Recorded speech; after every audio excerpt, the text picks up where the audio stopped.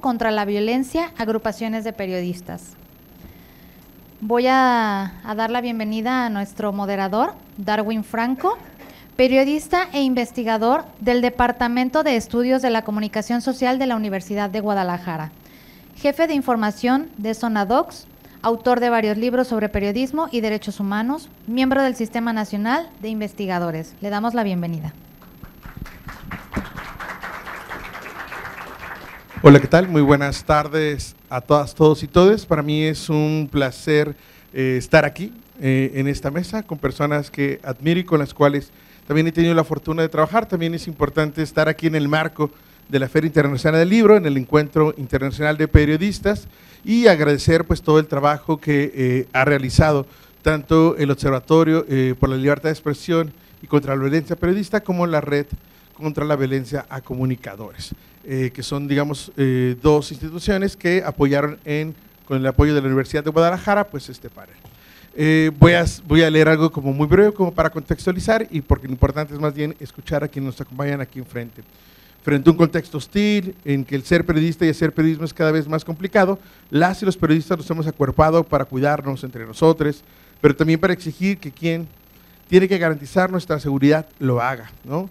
De estas experiencias personales, de cómo nos hemos visto entrecruzados por esta violencia, pero sobre todo lo que hacemos frente a ella, es que hablaremos en este panel, en el que está, y más bien voy a presentarles de manera breve a cada una y cada uno de los que nos acompañan acá.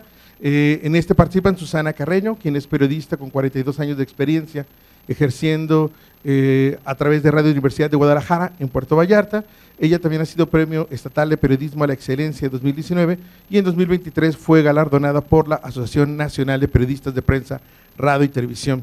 También tenemos aquí a Marcela Turati, cofundadora de Quinto Elemento LAT y de la Red de Periodistas de a pie, ¿no? Y también de El Medio, a dónde van los desaparecidos. Ella es una de las periodistas que más ha acompañado la búsqueda de personas desaparecidas en el país y es autora del libro San Fernando, Última Parada, Viaje al Crimen Autorizado en Tamaulipas, que mañana se presenta también en el marco del Encuentro Internacional de Periodistas. Tenemos a Annalí Nuño, que es coordinadora de Frontline Freelance México, es reportera independiente con base en nuestro país, es egresada de aquí de la licenciatura en periodismo de la Universidad de Guadalajara y su trabajo se desarrolla principalmente en temas de derechos humanos, desapariciones, grupos indígenas y defensa del territorio. Tenemos también a Lauro Rodríguez, quien es periodista de 2015, egresado también de aquí de periodismo del Centro Universitario del Sur. Inició su carrera en Radio Universidad Ciudad Guzmán y en 2017 junto a Marta Guillén, a quien tenemos aquí en el público, fundaron El Suspicaz, un medio regional en el sur de Jalisco. Desde el año 2020 es reportero NTR Guadalajara y también es colaborador en Letra Fría e integrante de Conectas Hub. Y finalmente también tenemos a Fabiola Rosales Calderón, quien es cofundadora del colectivo Mirada Tapatía. Ella es licenciada en Ciencias de la Comunicación y criminóloga, y su trabajo se enfoca principalmente en el fotodocumental, en el fotoperiodismo, en temas de seguridad, conflictos sociales y de género. Bueno, para mí es un placer estar aquí y bueno, a la primera que le daremos la palabra, escucharemos sus voces, después habrá un espacio para el intercambio con ustedes, que es lo que también más nos importa, y bueno, tengo el gusto de darle en primer lugar la palabra a Susana Carreño. Por favor, Susana. Gracias por su presencia. Gracias a la Universidad de Guadalajara, desde luego gracias a la FIL y desde luego a todos y cada una de las organizaciones, a la Red para la Libertad de Expresión contra la Violencia y a comunicadores. Gracias, Celia. Y he escuchado, estuve en las charlas anteriores, escuché varias veces la palabra miedo, también fortalecimiento, daño psicológico. Déjenme comentarles que tengo 42 años como periodista, 40 años desplazándome. La primera vez, muy joven, estaba yo en la Ciudad de México, trabajaba en una radiodifusora, en ABC Radio, y la primera vez el acoso, una joven de 23, 24 años, funcionarios que de pronto pues quieren abusar, ¿no?, desde su ámbito de poder, y estuve a punto de ser violada gracias a que grité, dije soy reportera, y me lanzaron a una calle, a una banqueta, gracias a eso salvé la vida. El personaje que trató de hacerlo en su momento era muy conocido, un general, brigadier, y además, que pudiera decir su nombre, hace poco falleció, y por respeto a su familia y no a él, es que omito decirlo, pero por ahí te hice llegar, Celia, algunos recortes periodísticos de la época para sustentar lo que estoy diciendo. Y justamente en noviembre de 1983 yo tengo esa experiencia que me dio angustia, me dio miedo, y el dueño de la estación, el director de la estación de radio, Martín Martínez Ríos, me dice: Susana, te están siguiendo, mejor vete, algo va a pasar, ya me hablaron, ya me amenazaron, que te saque de la radio, que te saque de los programas que tienes, y emprendí la huida. Era noviembre de 1983, hace 40 años. Y me voy hasta la frontera, hasta la Ciudad Juárez, Chihuahua, en donde llego a conducir un noticiero, llego a estar en Canal 5 y algunas corresponsalías, tanto de radio y televisión en la frontera, Noticiero Latino, etcétera. Y empiezo a estar de alguna manera con una actividad muy dinámica, y para 1988 empiezan las primeras desapariciones de jóvenes, de muchachas, casi todas bajo un mismo perfil físico. Me llegan a la estación las primeras muchachas que no encontraban, desaparecidas, estoy hablando de 1988. Empiezan a encontrar los cadáveres y surge las muertas de Ciudad Juárez. En ese momento, más casos y más casos, se encontraban cuerpos dañados, cuerpos que eran mutilados, y en ese momento, bueno, pues como reportera, a cubrir lo que hubiera y lo que saliera. La verdad que fue para mí muy impresionante ver estos cuerpos mutilados, ver con la hazaña que se estaban tratando a las mujeres. Y para 1993, que seguía esta cifra y este olor a muerte en la frontera en Ciudad Juárez, pues decidimos, ya para entonces ya tenía yo 2 hijos, y decidimos, mi esposo y yo, irnos de Ciudad Juárez, no sin antes comentarles que hubo muertes, asesinatos de periodistas. Uno de ellos, una mujer, Linda Bejarano, está registrado en los anales de los periodistas asesinados en la frontera. Víctor Manuel Oropesa, que fue asesinado brutalmente. Él era periodista, tenía una columna que se llamaba Mi Manera, y además era médico homeópata. En su consultorio lo mataron de una manera terrible, y entre tanta muerte, entre tanto olor a sangre y a muerte, pues decido dejar la frontera, decido dejar un lugar en el que, después de prácticamente huir de la Ciudad de México, me abrazó, y lamentablemente esta ciudad se convirtió terriblemente violenta. Aparte de las muertas de Juárez, ustedes saben todo lo que ha pasado, los primeros cárteles que surgieron. Ahí me tocó vivir ese nacimiento. Cuando tenga que parar, me avisas. Yo les voy a ir contando por etapas en mi participación para llegar a un punto en el que estamos actualmente en Jalisco. Continúo y huyo ahora de Ciudad Juárez y me voy al bello Puerto Vallarta, a un paraíso.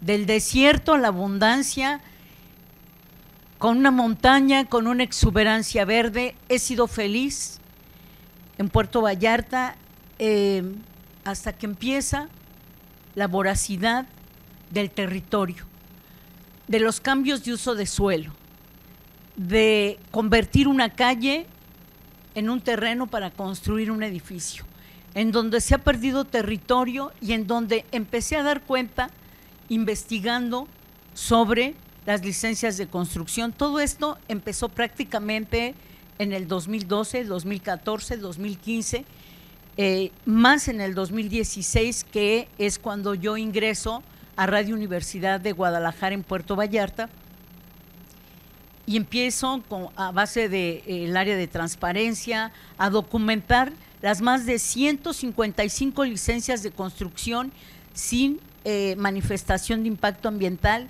sin que se cubra todos los requerimientos para poder construir en un lugar costero como lo es Puerto Vallarta. Empecé a recibir amenazas leves de gente que construía, desde luego no atendió la entrevista que quería hacerle en ese momento al presidente municipal en turno, Arturo Dávalos. Traté también de entrevistar y preguntarle a las instituciones aquí en Jalisco, incluso al propio gobernador Enrique Alfaro, para que atendieran lo que estaba pasando en Puerto Vallarta. Me batearon, no me hicieron caso, yo seguía hablando de los temas. Finalmente empiezo a ir a las conferencias matutinas, a las llamadas mañaneras. Ahí expreso que algo iba a pasar porque ya había unas casas que se estaban cuarteando y el presidente de México, Andrés Manuel López Obrador, le pide a la secretaria del Medio Ambiente, a su vocero, Jesús Ramírez, que me atiendan y que me pongan en contacto con todos los funcionarios. Y así fue. No terminaba yo de salir de la conferencia matutina cuando ya tenía yo la llamada de María Luisa Albores y de todos los funcionarios de la Senapred, en fin, me dijeron, en un mes estamos ahí. La verdad que de pronto no creí, pero dije, bueno, en un mes para que acabo de venir, les voy a dar mi voto de confianza. Pues quiero decirles que el derrumbe se vino antes de que ellos llegaran y es entonces como precipitan su presencia en Puerto Vallarta. Algunos de ustedes seguramente vieron un derrumbe allá por Conchachinas, por Amapas, que se vino todo el derrumbe, el deslave. Y bueno, esto empezó a provocar las fracturas en algunas otras edificaciones y es así como empiezan los estudios de impacto ambiental, llega también la zona federal marítimo terrestre y empiezan las clausuras no solamente a ese lugar, sino a muchos más. Y hasta aquí llego para posteriormente seguir contándoles la historia ya de la agresión que tuve en la que estuvo en riesgo mi vida.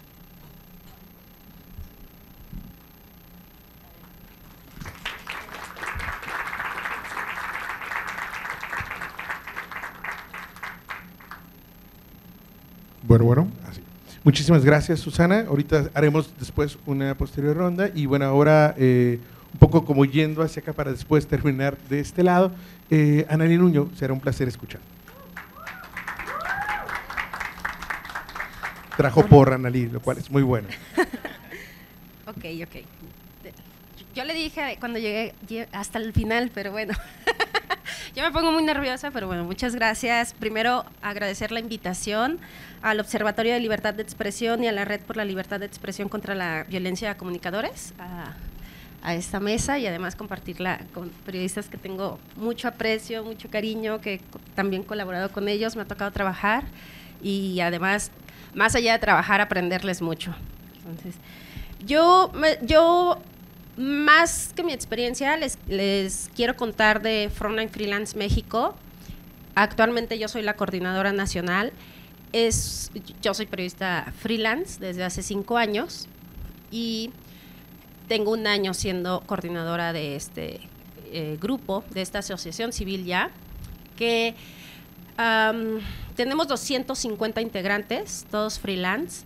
Somos periodistas, fotoperiodistas, documentalistas, videastas, caricaturistas, fixers, editores, todos que ofrecemos algún tipo de servicio a medios de comunicación, pero todos de manera independiente, ¿no? Todos trabajamos sin seguro social, sin contratos, sin nada, ¿no? Casi muchos, solo la palabra de, oye, haces este trabajo o te propongo a tal medio hacer tal tema, ok, va, lo haces, lo entregas y te pagan y ya, esa es la única relación laboral, ¿no? Así de desprotegidos estamos. Es una organización que se creó en 2019, somos autogestivos, no tenemos absolutamente nada de recursos, vivimos de rifas fotográficas que hacemos 1 vez al año, donadas por nuestros mismos fotógrafos integrantes, y de ahí sacamos recursos para talleres y para otras cosas. ¿Qué son esas otras cosas? La primera y la más importante es un fondo de emergencia que tenemos y que hemos creado, porque los apoyos a periodistas son muy pocos, pero además los apoyos a periodistas que son independientes y que están en riesgo son mucho menos.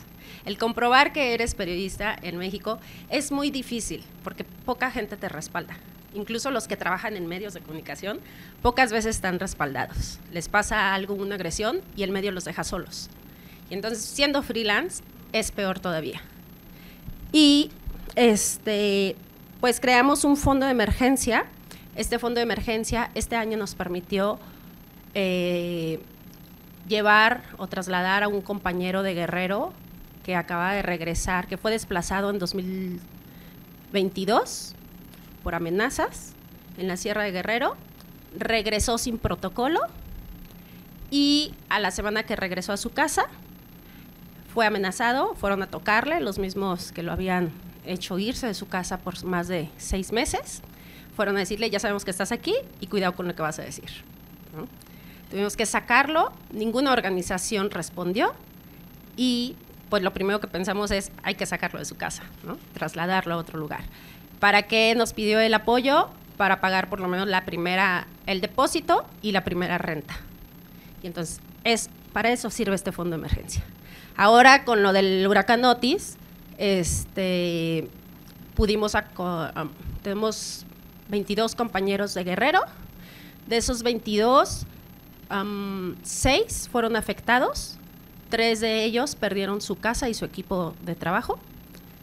Y también con este fondo de emergencia pudimos primero enviarles recursos para comprar víveres los primeros días y afortunadamente tuvimos mucha gente solidaria que ya van 3 entregas de despensa a solo esos 6 que fueron los que sí nos dijeron, yo sí necesito, yo sí resulté afectado. Entonces, es parte de lo que hacemos con el fondo de emergencia. También estamos trabajando en el monitoreo. Son 2 tipos de monitoreo, sobre todo en coberturas de riesgo, porque todos aquí no me van a dejar mentir y seguramente Marcela puede contar más sobre esta parte de monitoreo, pero ahorita cualquier cobertura para los periodistas, que no solo los freelance, también los que trabajan en medios de comunicación, Lauro también seguramente tiene mucho que contarles en ese tema. Cuando cubrimos violencia, pues nos vamos así, ¿no? O sea, vete a tal cobertura y ya, ¿no? ¿Y quién te cuida? ¿Y quién sabe dónde estás? ¿Y quién sabe a quién vas a ver ahí o a quién vas a entrevistar, ¿no? Entonces, lo que hacemos nosotros son protocolos de 2 tipos. Uno colectivo, que es en las manifestaciones, por ejemplo, como el 25N o las de Ayotzinapa, o sea, manifestaciones que son muy grandes y sobre todo en México, que sabemos que se tornan muy violentas. Entonces armamos grupos de, oigan, se va a hacer monitoreo, quién va a cubrir la marcha y quién necesita que lo estemos pues siguiendo, básicamente, ¿no? Y ya, quien quiera nos dice que sí, se une a un grupo y nos dicen desde cómo van vestidos, desde un contacto de emergencia en caso de que pase algo, a qué hora salen de su casa, comparten ubicación en tiempo real, dónde están, cada hora nos van diciendo, cada media hora de estoy aquí, están bien, sí, no, ponemos claves, o sea, si están bien para que no se tarden tanto en contestar de sí, sí estoy bien y eso, pon 1, si algo pasó, pon 2, si estás en riesgo inminente, pon 3, ¿no? O sea, como esas cosas. Y el monitoreo termina hasta que llegan a su casa o su lugar seguro. Su lugar seguro puede ser incluso la reunión después de la marcha en un bar y con las chelas, ¿no? Pero estás en tu lugar seguro. Y el otro monitoreo, que es el más importante para nosotros, es el colectivo. No, el individual, perdón. Cuando van a zonas de riesgo, por ejemplo, Guerrero, nos piden mucho los compañeros de Guerrero, a la Sierra de Guerrero, a fosas clandestinas, a algún tipo de operativo, y ahí se hace todo un monitoreo. Nos lo tienen que pedir por lo menos una semana antes, porque se llena una hoja que nosotros le llamamos hoja de vida. Y ahí tienes que poner muchísimas cosas, o sea, desde las placas del carro, con quién vas a ir, en caso de que te pase algo, qué tenemos que preguntar para asegurarnos de que sigues con vida. Si te pasa algo, ¿a quién va a ser a la primera persona de tu familia que tenemos que avisar y qué le tenemos que avisar? ¿Cómo se lo tenemos que decir? Y a esa persona, ¿qué instrucciones le tenemos que dar? ¿De qué tiene que empezar a hacer? ¿No? ¿Cómo vamos a avisar a las organizaciones para que respondan? Artículo 19, Reporteros Sin Fronteras y otras organizaciones que nos pueden ayudar a movilizarnos al mecanismo de protección y otras cosas, ¿no? Y otra parte muy importante es la credencialización, que ustedes pueden creer que es una credencial de prensa, ¿no? X, ¿no? O sea, este gafetito, ¿qué? ¿No? Es súper mega importante, sobre todo para los periodistas freelance, porque si uno llega a una rueda de prensa y no dice de qué medio va, no te dejan entrar, así de fácil, ¿no? Y, por ejemplo, en coberturas o la caravana migrante y eso, si no gritas prensa, puede pasar muchas cosas, como lo acaba de decir Susana, ¿no? Entonces, este año, gracias a que logramos constituirnos como asociación civil, nuestra primera acción fue emitir credenciales de prensa para nuestros integrantes, son estas. Y esto, la verdad es que esta cosa nos ha hecho la vida más fácil a muchos. Y aquí le paro porque ya me pasé, pero bueno, ahorita les sigo contando. Muchas gracias, Analí. No te pasaste, todo bien en los tiempos. Estimado Lauro, te escuchamos, por favor. Hola, buenas tardes. Gracias por la invitación a los organizadores de este encuentro y gracias por también poner el foco en lo que está pasando en las regiones, más allá de lo que ocurre en el área metropolitana de Guadalajara. Si bien ya tengo varios años, desde 2019, en Guadalajara, trabajando para NTR desde 2020, desde 2015 estuve en Ciudad Guzmán, en el sur de Jalisco. Estuve cubriendo desapariciones, también el tema de las deforestaciones, tema aguacatero, el tema también de todo lo que tiene que ver con las agroindustrias, las elecciones y los conflictos que ocurren también en las regiones. Y esto fue muy complicado por, primero, las condiciones laborales que se tienen. Aunque comencé a trabajar en empresas, las empresas no nos daban prestaciones, entonces si nos enfermábamos, pues ya era cosa de nosotros. El salario comencé a ganar 3,000 pesos y cuando el último año que estuve allá mejoró 1,000 pesos por mes. Además se tenían que hacer facturas cada 15 días o cada mes. Desde ahí, pues, esta situación desprotege a los periodistas. ¿En qué sentido? En que no hay una relación laboral como tal. No hay, a veces, un contrato firmado, como lo comentaba Analí, o si lo hay, es de 3 meses, es de 1 mes, es de 6 meses. A mí, cuando me despiden de mi primer trabajo, me avisaron un día antes, ya nos vamos a renovar tu contrato. Entonces, pues, estuvo esa situación. Y desde ahí pues ya lo pone uno en riesgo porque no hay ni siquiera una seguridad laboral. Entonces, si no hay una seguridad laboral, ¿cómo puedes hacer investigación sabiendo el riesgo que es hacer investigación en México? Desde ahí ya es un tema. Nosotros, Marta y yo, nos aventuramos a fundar el Suspicaz para hacer investigación por nuestra cuenta, porque luego también hay otra situación. No todos los medios te quieren publicar periodismo de investigación.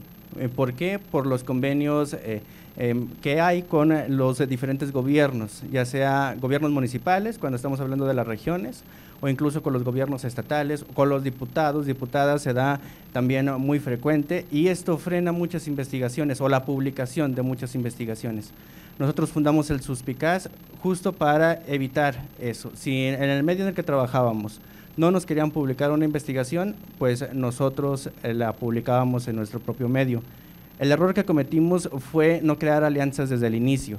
Eso nos puso mucho en riesgo, en estar pues completamente de manera independiente, Marta y yo, también sin ningún respaldo, hablando de tema de una empresa que estuviera detrás de nosotros. En ocasiones, por las investigaciones que hacíamos, no ganábamos un solo peso.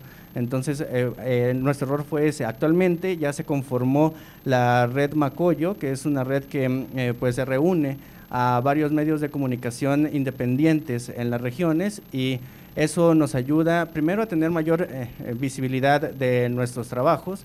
Después es pues un apoyo para cuando ocurre alguna situación de inseguridad, pues al menos sale un comunicado conjunto, que ya ayuda mucho un comunicado conjunto para visibilizar lo que está ocurriendo, porque no es lo mismo hacer periodismo en la ciudad que hacer periodismo en la región. En la región te pueden desaparecer, te pueden matar, te pueden hacer lo que quieran y probablemente nadie se dé cuenta, porque pues no están los focos allá. En las grandes ciudades sí. No para todos, pues por ejemplo, a mí me tocó la fortuna en ese sentido, no es tan fortuna, pero tener como fuente el gobernador.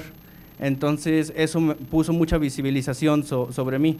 Entonces, esa situación considero que es muy distinto a como estábamos en las regiones. Por ejemplo, a mí, si me llegara a suceder algo aquí, pues podría relacionarse con el trabajo periodístico que hacemos y, por supuesto, con el gobernador. En las regiones no. Podían hacernos algo y, pues, quién sabe si se daría cuenta a alguien o quién sabe si no. Además, otra de las situaciones que se da en las regiones es que son pues municipios muy pequeños. Por más que se llame Ciudad Guzmán, pues no se compara con Guadalajara. Tiene poco más de 100,000 habitantes y todos se conocen con todos. Hubo varios eventos de violencia y de inseguridad a causa de nuestro trabajo periodístico, que derivaba en que teníamos vigilancia las 24 horas en el lugar en donde yo rentaba un cuarto. Ahí había vigilancia las 24 horas, un vehículo negro que sin placas, que ahí estaba todo el tiempo, nos seguía. También en la casa de Marta también sucedía exactamente lo mismo, a pesar de que ella estaba en otro municipio. Se meten con las familias. Tenía también la fortuna de que mi familia no era de esa región. Yo llegué al sur de Jalisco a estudiar y me quedé por varios años, pero yo no soy de allá. Yo soy de la Sierra de Amula, de la región Sierra de Amula. Entonces mi familia no estaba allá, pero la familia de Marta sí, por ejemplo. Entonces esa situación generaba pues generó situaciones muy complejas que llevaron, por ejemplo, a que en el proceso electoral de 2018 no publicáramos una investigación que estábamos haciendo por esta situación que se dio, pues que las amenazas fueron más allá a nosotros, cruzaron esa línea y decidimos pues mejor no publicar una investigación. También retomando el tema de las condiciones laborales, pues aprovechan de eso también para presionarte. Volviendo a mi primer empleo, no tenía prestaciones. Un compañero que yo primero lo consideraba mi amigo, a partir de eso ya me alejé, tiene un medio de comunicación también allá, un periódico. Él me dijo, oye, pues las condiciones en donde trabajas están pues muy mal, ¿qué tal si me ayudas con algunas notas a la semana? Yo fortalezco también el periódico porque no tenía muchos trabajadores, te doy algo de dinero y te ofrezco un seguro de vida y un seguro médico. Y yo, está bien. Cuando voy a la reunión para ver cómo iba a estar todo, llega un operador de Alberto Esquer, que era el presidente municipal en ese entonces, que ahora quiere ser senador, y me dice, ya quedó listo lo de tu seguro de vida, lo va a pagar el presidente. Y yo así, pero dejas de hablar del tema de cuando concesionaron la basura en Zapotlán el Grande.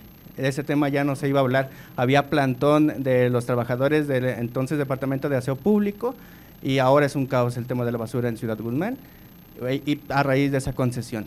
Esa era la condición. Te damos el seguro de vida a cambio de que tú no hables ya de ese tema. Entonces yo me levanté y me fui.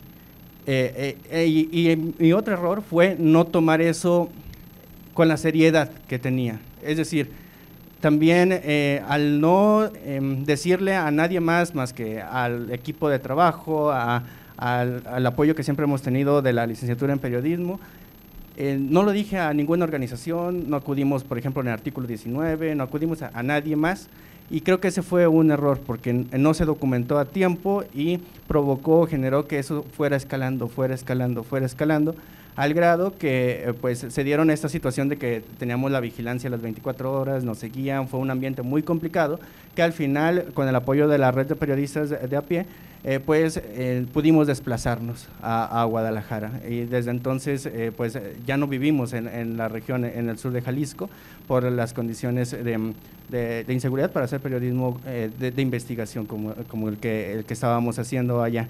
Entonces pues eso es un poco de lo que ocurrió, de lo que ha ocurrido en estos tiempos y como la situación que se está viviendo en las regiones. Por eso pues yo agradezco que nos den la oportunidad también de visibilizar lo que ocurre en los municipios más allá del periférico, porque allá las cosas están todavía más complicadas que lo que vivimos aquí en la ciudad. Muchas gracias.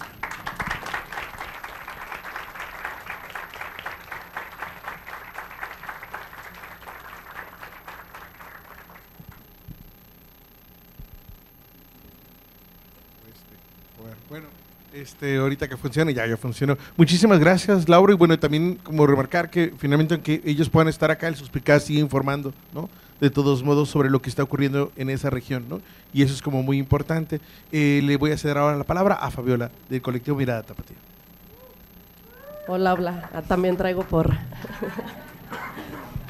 Hola, buenas tardes a todas y a todos. De parte del colectivo Mirada Tapatía queremos agradecer la invitación, estamos muy honradas. Aquí hay algunas de mis compañeras, pues ahora sí que haciéndome fuerte, aquí tomando la voz por hablando por todas. Nosotras somos un colectivo que se formó hace 5 años, todas somos de aquí de Guadalajara, comenzamos 22 fotoperiodistas y actualmente somos 14.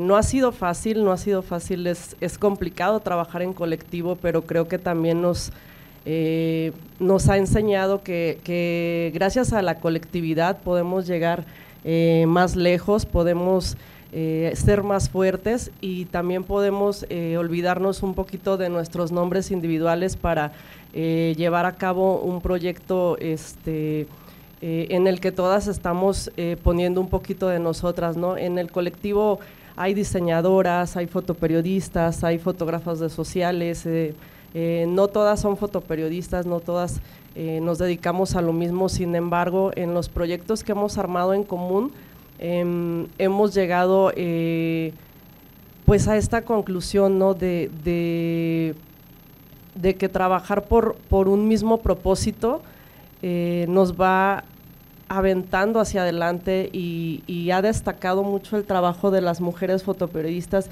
en Jalisco.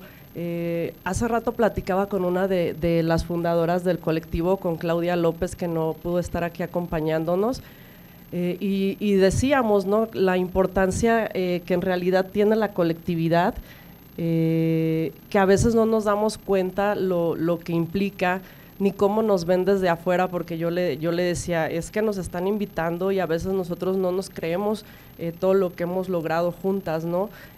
Pensamos que nadie nos ve afuera, porque la mayoría del trabajo que el colectivo ha hecho es pues en otros estados. Desgraciadamente aquí en Guadalajara nos ha costado un poquito despegar, porque creo que no se cree en la colectividad y no se cree en las mujeres fotoperiodistas, en las mujeres en el periodismo en general. Nos ha sido difícil que nos la crean, nos ha sido difícil mantener la coherencia, y es muy raro que afuera en los estados hemos sido mejor recibidas, hemos sido arropadas por el Encuentro Fotográfico México, que gracias a una invitación por parte de ellos hace 5 años nos invitaron a participar en una exposición en Mérida. Otro colectivo nos invitó, Viva la Foto, que son como nuestras hermanas mayores. Entonces decidimos participar en esa exposición sin saber todavía que nos convertiríamos en un colectivo. Cuando se arma la exposición para participar allá, pues ya estábamos todas, ¿no? Nos invitamos ahora sí que unas a otras, dijimos, invita a las fotógrafas que conozcas, porque en realidad pues no había tantas mujeres fotoperiodistas en ese momento, era raro. Entonces fue que, pues si tú conoces a alguien, invítala, entre más sean mejor. Ahora sí que fuimos pasándonos la voz unas a otras. hasta que pues llegamos a ser 22. Varias se fueron a Mérida a armar la exposición allá, regresaron, hicimos una reunión como para de retroalimentación, ¿no? De cómo les había ido allá y todo este rollo, y pues ya que estábamos juntas decidimos que podíamos hacer más cosas juntas y que era necesario que aquí en Jalisco se visibilizara el trabajo de las mujeres y también el de la fotografía, porque de verdad una vez que estás afuera y convives con tantos fotógrafos, ganadores de WordPress Photo, que muchos por ejemplo están en la AC de Frontline México, que hemos aprendido muchísimo de todos ellos, te das cuenta que aunque Jalisco es un estado grande y tiene mucha participación en el periodismo, pues que en el fotoperiodismo estaba muy silenciado, ¿no? Muy apagado y sobre todo las mujeres. Entonces yo platiqué con todas, Claudia platicó con todas y dijimos, ¿sabes qué? Ya estamos aquí, ya estamos juntas, vamos siguiéndole, vamos haciendo un colectivo, vamos a ver qué pasa con todo esto. En un principio no sabíamos qué iba a pasar, no sabíamos para qué lo estábamos formando, la verdad. Estábamos como todas emocionadas de sí, que se haga, pero en el camino, que no ha sido fácil, nos fuimos dando cuenta de realmente para qué estábamos juntas, ¿no? Y realmente qué íbamos a lograr con esto, cuál era el propósito en común que todas teníamos, que no solamente era el tema de la foto o de hacer exposiciones, sino iba más allá, porque ahora el colectivo se ha convertido no solamente en una onda de mostrar nuestro trabajo como fotógrafas, ¿no? Sino también el hacer comunidad con las mujeres de Guadalajara, hacer comunidad con las mujeres de otros estados, de otras regiones. Nos hemos ayudado unas a otras a soltar los miedos, a acompañarnos, a saber que siempre estamos ahí, a que si tú no tienes chamba, yo te echo la mano, nos pasamos chamba entre todas, nos echamos porras, nos hemos quitado inseguridades entre todas, hemos realmente aprendido lo que es hacer comunidad, lo que es estar trabajando juntas, y que pues el objetivo mayor pues es la fotografía, pero también las ganas de construir.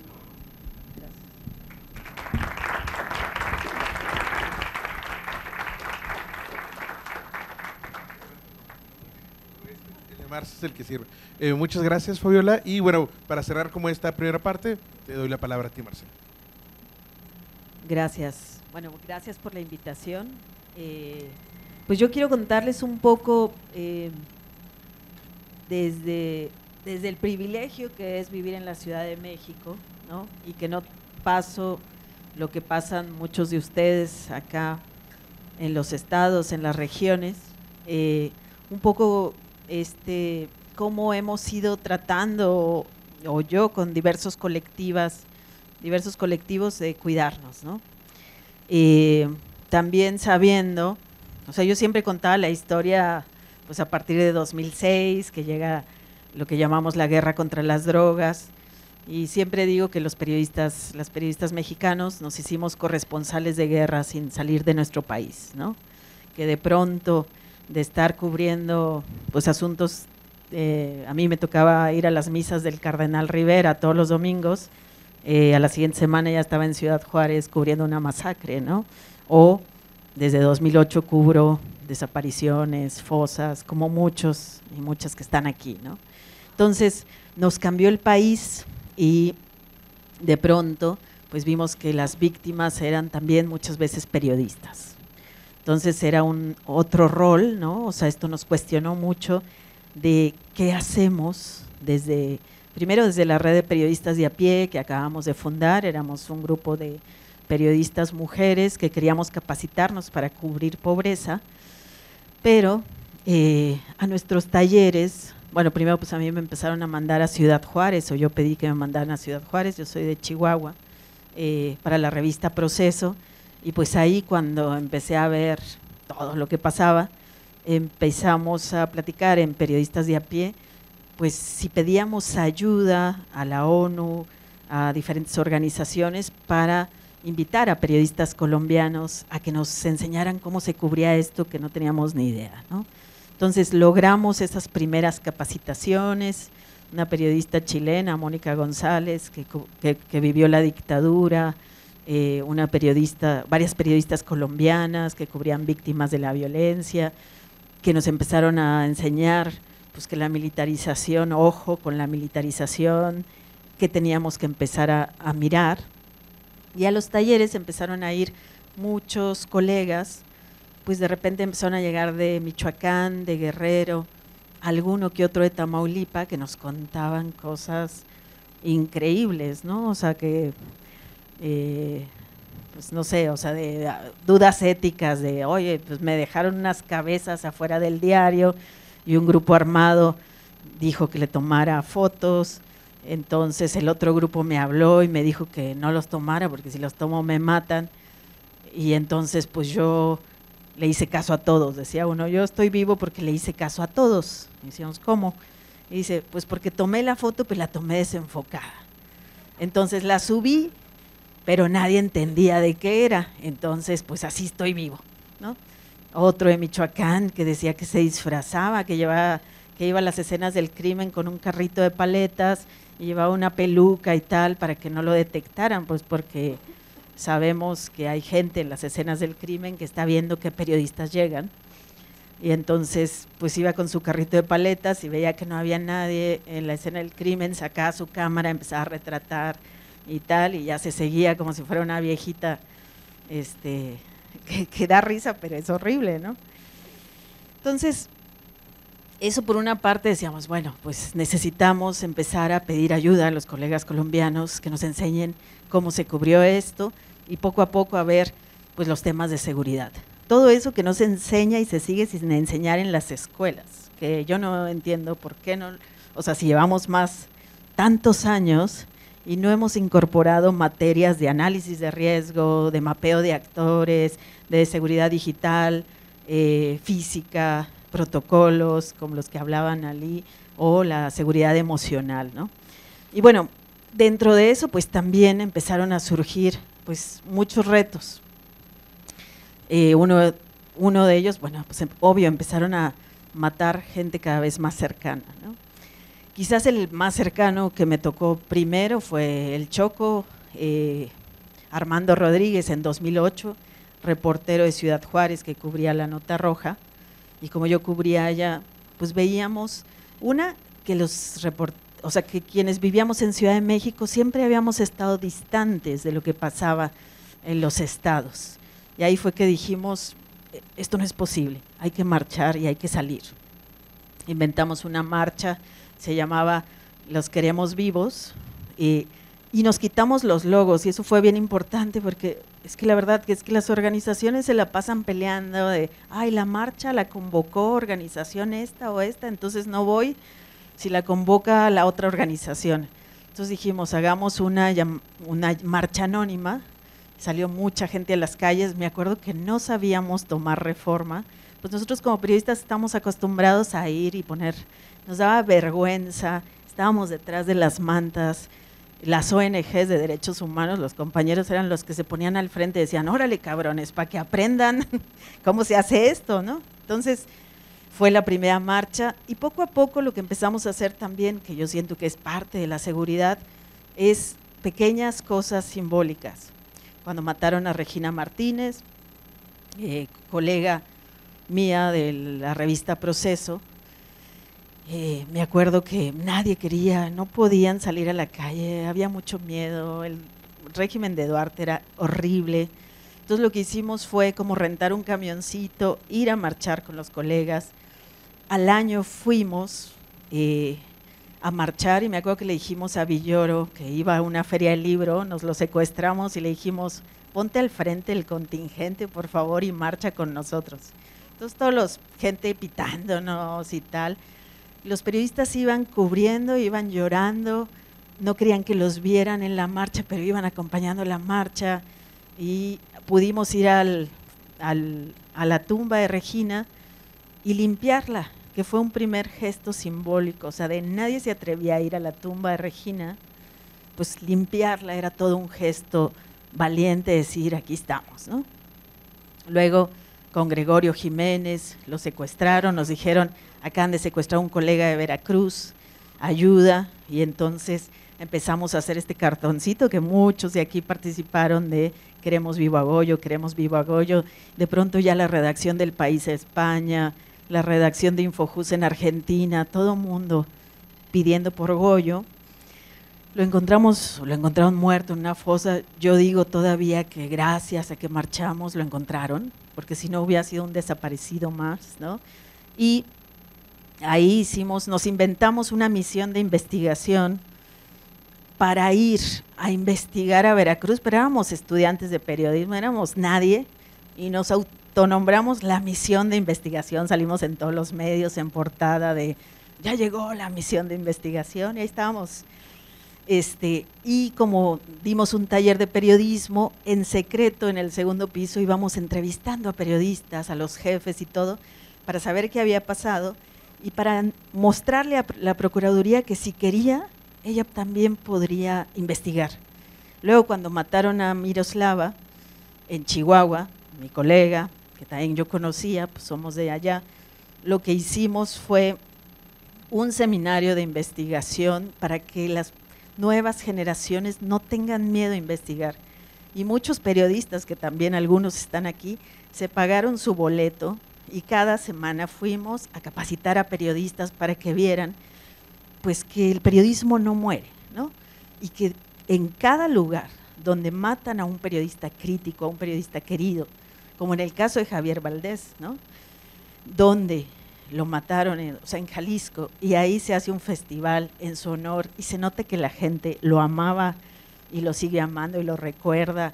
El primer festival al que fui fueron 3 días, desde gente que bailaba, poetas, obras de teatro, la danza del venado en su honor, porque es su cronista, su periodista, ¿no? Asesinado, ¿no?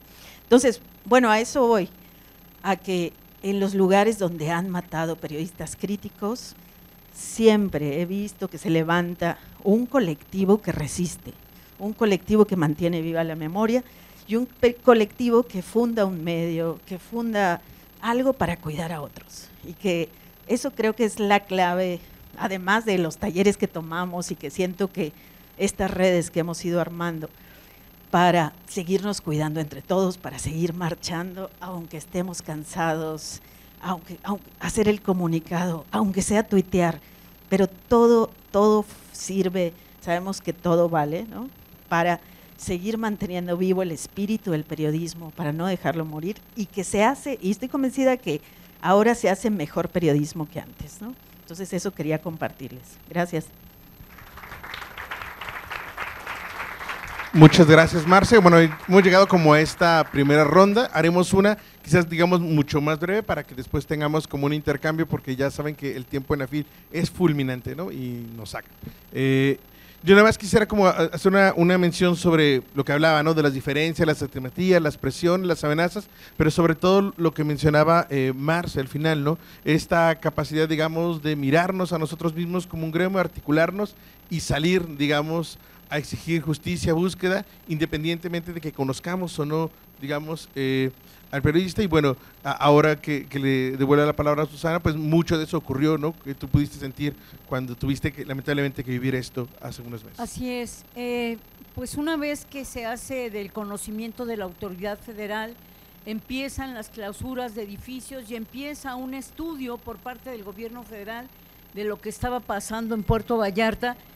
Pues obviamente se movieron intereses, dimos con una serie de corrupción, no solamente de las construcciones, sino también de los tiempos compartidos, del uso del suelo, de problemas. Hace poco estuvimos en Mismaloya, en donde pues se autonombraba una persona como dueña de los terrenos de Mismaloya y todo, y bueno, seguían una situación legal por años, y resulta que la señora Luz Beatriz, que supuestamente era la dueña, y su hermano llevaba toda la cuestión del litigio de las tierras contra los ejidatarios, los pobladores, estaba muerta.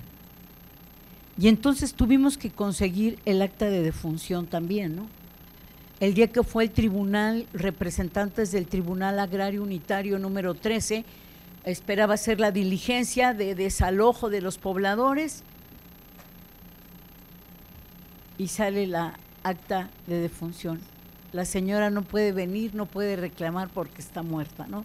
Entonces yo pregunto, ¿qué pasaría si como reporteros críticos de estar buscando, de encontrar, el que busca encuentra, qué pasaría si nos quedáramos callados, si no fuéramos críticos, si fuéramos débiles, si tuviéramos miedo, que a veces se siente, ¿no? Pero ¿qué pasaría? No estuviera un César Duarte en la cárcel, no estaría un Javier Duarte de Veracruz, no estaría un Yarrington, no estarían tantos y tantos autoridades en la cárcel como hoy están por saquear al país, por corruptos.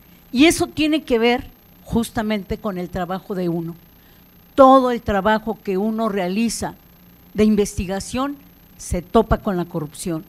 Y eso es lo que daña al país. En todos los niveles y de todo lo que queramos hablar, vamos a ir a la corrupción, a la impunidad, a los intereses, a la voracidad. Y en particularmente creo que podríamos hablar de todo el país, pero yo me quiero concentrar en lo que conozco, en lo que tengo el sustento de decirlo, como es Jalisco y particularmente Puerto Vallarta, ¿sí? Yo no quisiera dejar pasar la oportunidad de decirles cómo me agredieron para que en mi última oportunidad hablara yo unos minutos de lo que es la libertad de expresión. La libertad de expresión es como respirar, la libertad de moverse, de ir y venir, esa es nuestra libertad. Yo hoy en día tengo que andar escoltada, estuve en un refugio, estuve un mes en el hospital. ¿Por qué? Porque me navajearon el abdomen, me destruyeron mi intestino, me afectaron el vaso, ¿sí? Toda esta parte de aquí me la dañaron, tengo una cicatriz en el brazo. Aquí está mi compañero Víctor, que no me dejará mentir la situación que viví y todo el apoyo que recibí de mis compañeros, del doctor Gabriel Torres, de todo el equipo de Radio Universidad, Canal 44, de toda la universidad. Y el último, darme un tajo en la yugular y aventarme, dejarme tirada. Eran 3 hombres, 2 en moto, otro que agredió a un compañero que venía conmigo, que afortunadamente no le hicieron nada, pero en ese momento cuando me avientan y caigo de espalda, yo sentí que ya me había fracturado la espalda o algo, vi la muerte, la vi muy cerca. Yo soy una mujer creyente y déjenme decirles, viendo hacia el cielo, yo en ese momento le dije a Dios, no merezco morir así, pero si es tu voluntad, adelante. Le dije, en tus manos encomiendo mi espíritu. Llegó una ambulancia, no sé ni cómo le dije mi tipo de sangre, no sé cómo le alcancé a decir, me dice, te llevo al IMSS, le digo, no, llévame un particular, y me llevó a CMQ, un particular que hay allí en Puerto Vallarta. Cuando yo entré al hospital, yo me estaba viendo como de fuera, no sé si me explico, o sea, como si fuera yo un dron, así estaba viendo la escena, yo la veía, la sentía. Entro al hospital y ya no supe más. Me operaron 2 veces, me llevaron a terapia intensiva 1, 2, en fin, estuve un mes en el hospital, un mes. Esto fue el 1 de julio del 2022, o sea que tengo 1 año y meses. Y aquí estoy, contra todo pronóstico, aquí estoy. ¿Cuántos compañeros periodistas se han muerto? Y yo lo reflexiono todos los días que empiezo el noticiero, todas las mañanas, le digo buenos días al auditorio y buenos días a la vida, porque tengo la oportunidad de hablar, de estar con ustedes, de decirles que tenemos como sociedad que romper con la cultura del miedo y del silencio, porque en la medida que nos quedemos callados, en esa medida avanzan los otros. ¿Y quiénes son los otros? Los que se apropian del terreno, de la vía pública, los que se apropian del erario público, los que roban, los que son capaces de desaparecer. Ya no sabemos entre qué delincuencia organizada es, si la de cuello blanco, los que quieren no regresar y estar en los cargos, o son los otros, la otra delincuencia organizada. Pero tanto una como la otra está dañando al país. Y más aquellos que reciben un salario, que están dizque como autoridades, ¿sí? Es una situación muy difícil la que vive el país, pero más difícil lo que está viviendo Jalisco. Hace un par de días, antes de venir aquí, el viernes para ser precisa, en Puerto Vallarta, pues están protestando contra el mentado verificación vehicular responsable. Pues la gente se protesta y dice, no queremos esto, no es para nosotros. Se deberían de fijar en la contaminación de muchas cosas más en Jalisco y en el propio Puerto Vallarta, y la gente sale a protestar por cuarta, quinta, enésima ocasión. Nos mandan más de 100 elementos de los negros del estado, 50 patrullas, golpes a reporteros, mientras identificaban o algo, toma, golpe, esto, aquello, y dice uno, no nos merecemos como ciudadanos esto, no nos merecemos, más allá de que seamos reporteros y que vayamos a cubrir un evento, a dar cuenta de lo que está pasando, no nos merecemos lo que pasa en Jalisco, no nos merecemos que a las colectivas, a las mujeres, a los periodistas, a los ciudadanos, nos traten como nos vienen tratando últimamente. Yo pensé que cuando Emilio González Márquez, perdónenme la expresión, nos mentó la madre a todos, eso había sido lo máximo, pero me doy cuenta que no, y que vamos de mal en peor. Y en la última ronda… Bueno, va a haber cómo pretende volver a hablar cuando nos pregunten. En la última ronda les quiero comentar y quiero tener un enlace de unos segundos con Ricardo Ravelo, compañero periodista, escritor, que iba a presentar su libro aquí en la FIL, que le prohibieron a la editorial, no la FIL, sino de fuera, venderlo. Les hablaron, y que el libro está prohibido venderlo en las librerías de Jalisco. Y lo vamos a tener al aire, si ustedes me lo permiten, porque no debemos de permitir eso, no nos debemos de callar, rompamos con la cultura del miedo y del silencio. Y he aprendido en Radio Universidad, porque yo trabajé en empresas privadas, he aprendido en Radio Universidad, con la libertad del pensamiento, la libertad de expresión que hemos tenido en Puerto Vallarta, con responsabilidad, con sustento y ética, hemos hecho nuestro trabajo allá en Puerto Vallarta. Gracias. Muchas gracias. Muchas gracias, Susana. Y bueno, seguimos como el mismo rumbo. Analí, por favor. No, que seguimos el mismo orden. Gracias. Sí, yo quisiera abundar justamente en lo que varios colegas señalaron, como Lauro, respecto a las condiciones laborales. Yo les hablaba al principio de los freelance, estamos totalmente desamparados, y en septiembre pasado hicimos una encuesta interna justamente de cómo estábamos en la cuestión laboral, pero también en la cuestión de estrés y cuestión mental y cómo nos está impactando toda esta cuestión. Les voy a compartir unos datos de esta encuesta, y 60% de nuestros miembros, ya les había comentado que somos 250, alrededor de 250 en todo el país, pongamos que 150 participaron en la encuesta, 60% ganan menos de 15,000 pesos al mes y 25% ganan menos de 9,000 pesos al mes. 40% de los periodistas freelance e incluso también periodistas que trabajan en medios formales de comunicación buscan un segundo trabajo, como periodistas también o de otra cosa, que eso ha abonado justamente, por ejemplo, muchos casos de los colegas de Veracruz, como los que mencionaba Marcela. Muchos de los compañeros son taxistas y entonces ahí desestiman la autoridad cuando suceden agresiones, asesinatos en el peor de los casos, desestiman la labor periodística como principal causa o línea de investigación. El 80% de los freelance o de los integrantes de Frontline Freelance no están ganando lo suficiente. La mayoría tiene jornadas de más de 40 horas a la semana y el pago no corresponde a ese trabajo. 70% ganan menos que el año pasado. 75% tienen otros trabajos. 95% están muy estresados y 71% han sido agredidos al ejercer la labor periodística.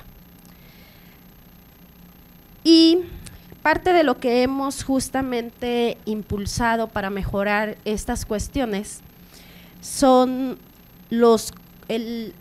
un modelo de contrato para freelance. ¿Por qué? Porque en el caso de compañeros asesinados de Veracruz, cuando se empezaron a hacer como estas investigaciones que mencionaba Marcela, nos dimos cuenta que algunos de los compañeros ganaban 50 pesos por nota. Y hay un caso que justamente impulsa como el tema de empezar a idear la creación de Frontline Freelance, que es un asalto de un grupo armado en Guerrero a unos colegas que iban a la Sierra de Guerrero a hacer una investigación. Los asalta el grupo armado, les quita todos sus equipos de trabajo y varios de ellos eran freelance. Cuando les preguntamos si les iban a pagar el medio que los contrató, les iba a pagar de todos modos la cobertura y les iba a pagar el equipo que les habían quitado, los compañeros respondieron muy fácil: obviamente no entregué el trabajo, pero fue el medio de la cobertura. ¿Quién te respalda en esa cobertura? Tendrías que ir respaldado por ese medio por el que fuiste y al que le ibas a entregar esa chamba. A partir de ahí fue como empezamos a crear Frontline Freelance. Y estos contratos que estamos tratando de hacer es un modelo de contratos, un machote, en el que la idea es presionar a los medios que te contraten a que cuando tú estás haciendo esa investigación para ellos, así sea de un día o de un mes, ellos tienen que responder por ti. Cuando estás en la cobertura, tienen que pagarte si tienes daños, tienen que respaldarte en todos los sentidos, porque no es posible que sigamos trabajando en estas condiciones cuando estamos hablando de coberturas de riesgo. Ahorita cualquier tema es cobertura de riesgo. Además, hay que tenerlo muy claro. Si cubrimos medio ambiente, todos los actores que están implicados. Si cubrimos política, todos los actores que están implicados. Si cubrimos narcotráfico, bueno, ¿no? Si cubrimos una manifestación contra la verificación vehicular, mandan policías. Todas las coberturas son de riesgo. Tenemos que entender eso. En ningún momento estamos seguros. Y eso me lleva a hablar de la capacitación que también estamos haciendo en Frontline. Porque Marcela hablaba justamente de hacer mejor periodismo que antes. En Frontline Freelance creamos un código de ética que incluso nos ha hecho, pues, a algunos compañeros levantar actas administrativas. Tenemos un protocolo de género, somos de las pocas organizaciones de periodistas que tenemos un protocolo de género trabajado durante año y medio con abogadas que hicieron protocolos de género de la UNAM, por ejemplo. Ellos nos ayudaron a hacer este protocolo. Y estamos haciendo capacitación en diferentes temas. O sea, porque, no sé, aquí, ¿quién sabe lo que es un fixer?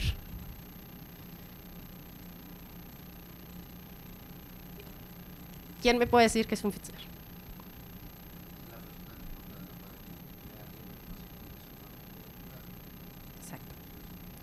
Exacto, eso es un fixer.